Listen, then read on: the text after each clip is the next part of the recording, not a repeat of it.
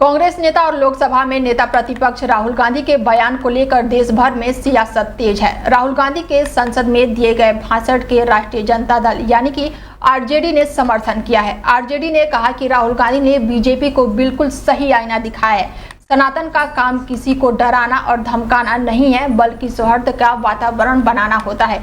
लेकिन बीजेपी का काम समाज में डर और भय का माहौल बनाना मात्र है। संसद में राहुल गांधी के भाषण का जिक्र करते हुए आरजेडी के मुख्य प्रवक्ता शक्ति सिंह यादव ने कहा कि बीजेपी जिस सनातन हिंदू की बात करती है वह ना तो सनातन है और ना ही हिंदू और सनातन का काम सबको सबके साथ लेकर चलना है, लेकिन इसके ठीक उल्टा बीजेपी के लोग नफरत फैलाते हैं। शक्ति सिंह यादव ने कहा कि राहुल गांधी ने भी पार्लियामेंट में अंदर यही बात कही, लेकिन उनका बीजेपी ने उल्टा कर दिया और बीजेपी के लोगों को मिर्ची लग गई, क्योंकि बीजेपी को लगता है कि वह हिंदुओं का ठेकेदार है। हिंदी फिल्मों के सुपरस्टार सलमान खान के घर पर फायरिंग मामले में पनवेल पुलिस ने चार्जशीट दाखिल कर दी है। इस चार्जशीट में सलमान को मारने की लॉरेंस बिश्नोई गैंग के गुंडों की साजिश का पूरा ब्यौरा दिया गया है। पनवेल मजिस्ट्रेट कोर्ट से पिछले हफ्ते पेश 350 पन्नों के इस आरोप पत्र में बताया गया है कि बिश्नोई गैंग ने पंजाबी गायक सिद्धू मूसेवाला की तरह सलमान खान को मारने का प्लान बनाया था।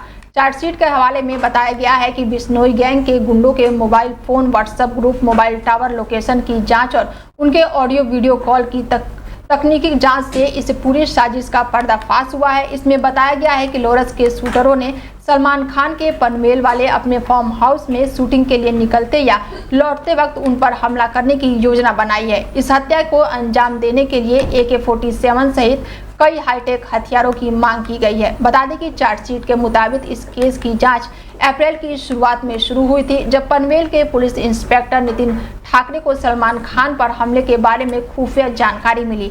पता चला कि लॉरेंस बिश्नोई ने हत्या के अंजाम देने के लिए अपने गैंग मेंबर्स को 25 लाख रुपए की सुपारी भी दी थी।